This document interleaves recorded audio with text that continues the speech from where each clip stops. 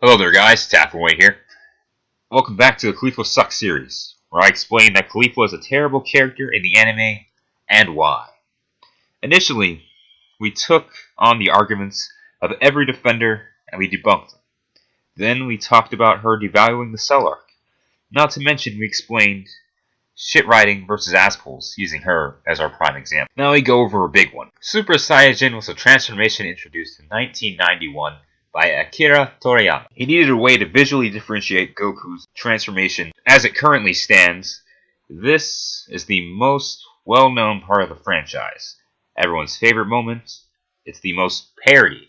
See what happens when you let yourself be an instrument of violence? Everyone gets hurt! You don't understand! I'm the one who's getting picked on! Then forget everything I said.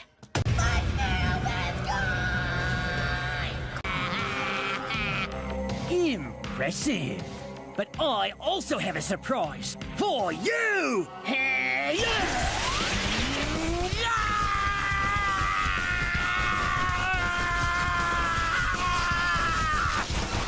Huh? Ah, crap. It's the most homaged.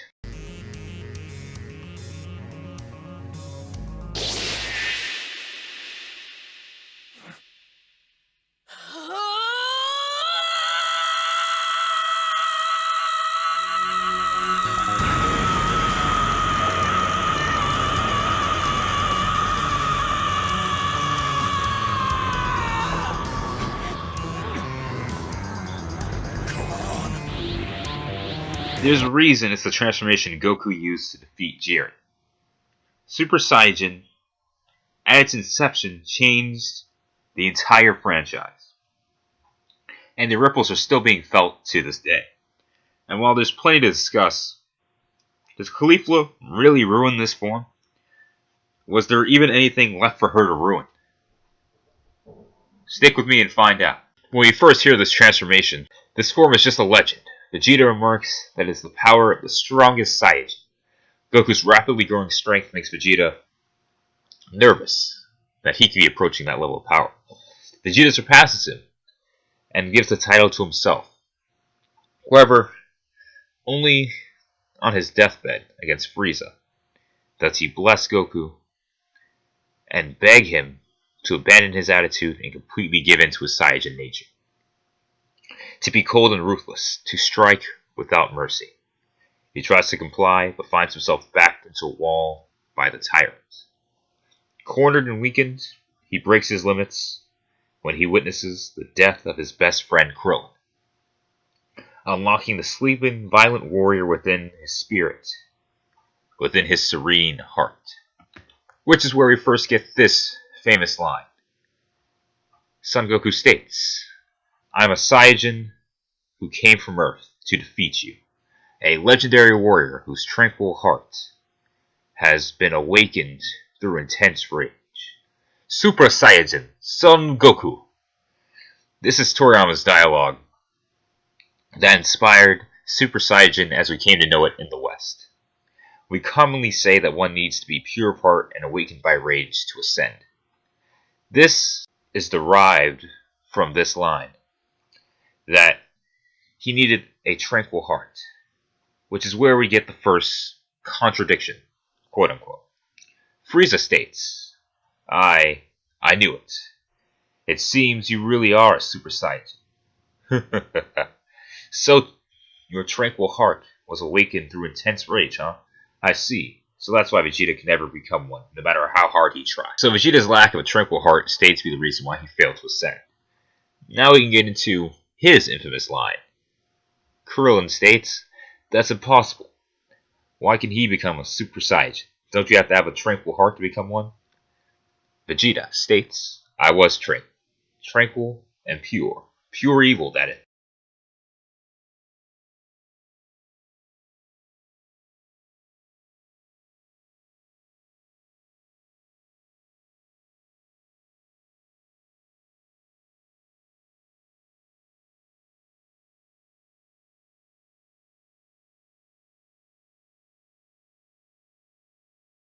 I wanted to get strong, just by training, and earnestly. And so I went through stupendous training over and over again. Eventually, I realized my limits. Through anger towards myself, I suddenly awakened into a Super Saiyajin. Now, the definition of tranquil is free from disturbance, calm. Hence why some English dubs say calm heart. Does Vegeta fit this mold? Frieza remarks that Vegeta had too much turmoil in his heart.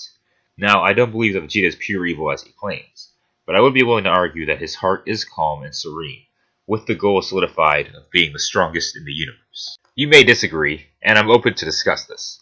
But moving on, chronologically, anyway. Mirai Trunks and Gohan are Super Saiyajins. We do not see their ascension, so we will not argue that there is neither a contradiction or a solidification for what we've already stated. But jump to Gohan, and Goku tells him that anger is the key to becoming a Super Saiyajin. So it's well established in the manga that Super Saiyajin requires a tranquil heart and to be awakened by anger. It's the same in the anime, with the added bonus that Mirai, Gohan, and Trunks used anger in the anime special. But that was a series when it was at its peak in the Cell arc. What about the Buu arc? Or future series like Dragon Ball GT and Super? Well, in Dragon Ball GT, the special titled A Hero's Legacy, Goku Jr. becomes a Super Saiyajin. Why? His bear friend was threatened. In Dragon Ball Super, in both the anime and manga, Kaba has his home planet threatened by Vegeta. Both cases involve anger, Saiyajins of suitable strength, with serene hearts. I want to hamper in how easy these requirements are. Be strong, be tranquil, be angry. Simple rules for a simple series. Yet, they managed to mess it up with Caulifla. You've all heard the memes. Caulifla ascended via back tingle. The already pushed limits of a legend are pushed past the brim. I can accept them getting stomped by the artificial humans because it was never stated that Super Saiyajin was unbeatable, except by Vegeta, who couldn't even achieve the form at the time. Now, why does Caulifla cause the form to lose value? The ease of which it can be attained is a simple answer. As demonstrated, the bar already wasn't very high. She had to meet 3 requirements, 3 easy requirements, but some idiot on the toy staff thought this was easy. That the form of legend that Goku sought, that Vegeta fought for, is rendered to a back tingle. Narrative is a powerful thing. In a story, you have to world build. The best feature of any universe is its lore. Saiyajins are the staple of the franchise, and the idea that Super Saiyajin is a testament to the power and effort one can achieve, provided they put it in. Yet we have Caulifla, the prodigy, coming in and ascending by focusing her ki in her back. Seriously? 20 years ago we had the Frieza arc, and we have the Universal Survival arc, where Zenkai boosts, training, and emotional impact are traded away for back tingles. Someone at Toei saw everything Super Saiyajin was and set out to ruin. You can't tell me you can honestly go back and watch the entirety of the Frieza arc and not go, damn, he destroyed Frieza if he could only tingle his back. But speaking of underwhelming Saiyajin protagonists, let's talk about Goten and Trunks. The constant fanboy complaint when you talk about Caulifla is that Goten and Trunks should be mentioned, even though a Caulifla discussion does not warrant these Saiyajin prodigies. Now that they're relevant, I'll discuss it. Trunks and Goten definitely underwhelmed and undermined the form first. As Vegeta mentions, it's reduced to a child's plaything. Now, we can all agree that it's dumb how both Goten and Trunks are Super Saiyajins, but why is it generally more accepted? Well, what was it that made these two things different? Well, one was 20 years ago. The complaints have already been made. Next, I'll mention the fact that they aren't even that impressive. Now, Goten and Trunks are definitely powerful for their age, stronger than C-18, based on her being afraid of their suppressed power, and they may even surpass Piccolo. Insane, right? Except the boys are no match for Vegeta, Gohan, and Goku, the main focus of the series at that time.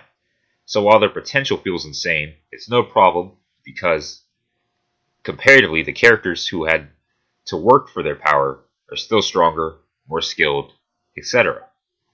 Compare this to Caulifla, who we're presented as being stronger than Kaba, someone who we were led to believe rivaled Vegeta several arcs ago, and we're meant to see her as a serious threat. Shit writing is always bad, but you gotta try to spice it up, at least a little. Speaking of execution, a lot of people consider Goten and Trunks to be gag characters. I can buy into this argument, except for Gotenks. Due to the shitty Buu arc writing, Gotenks could have potentially been the hero of that arc, but the three Saiyajins couldn't have mucked up this beautiful transformation and gotten off scot-free, could they? Of course, Daddy Toriyama came in with more retcons, even though retcons only cover shit up and don't actually fix it. Toriyama came out with S-Cells, his George Lucas Star Wars joke retcon. For years, people had theories that Goten and Trunks ascended easily because they inherited the ability from their fathers. Toriyama has come out and said yes, S-Cells are the key to ascending, even though this still cheapens the transformation, and Caulifla only fits part of the stipulations that Goten and Trunks does. I'm not going to suck Tori off and okay this one as an explanation, because as dumb as it is, it almost gets everyone off the hook, except for Caulifla. Damn it! I don't recall back tingling being part of this explanation. Want to say she's strong enough to ascend? Sure. Plenty of S-Cells due to her growing up in a gentle environment? Sure. But miss me with that back tingle bullshit. This transformation went through enough without this. This was unnecessary, it devalued the form, and it just beats a dead horse. Goten and Trunks may have shot the Super Saiyajin transformation in the head, but Caulifla spit on the corpse. This is how they devalue a transformation that isn't even super difficult to obtain to begin with. And don't get me started on their failure to master the form. This is the end of the video. Getting really tired of discussing Caulifla. Just one more vid, guys. Just one more, and we don't have to talk about her ever again. That being said, I'd like to thank everyone for watching this video. I hope you enjoyed it. I wanted to split it up evenly between me explaining the Super Saiyan transformation, me talking about Caulifla, and make Goten and Trunks be a minor part considering this video is about Caulifla. But you can all see how that worked out. I'd like to thank everyone for watching. Hope you remember to like, comment, favorite, share, and subscribe if you're new. Hit the notification bell so you're aware of every time I upload. And be sure to catch us in the next and final video in the Caulifla Sucks series, where we talk about the truth about Caulifla.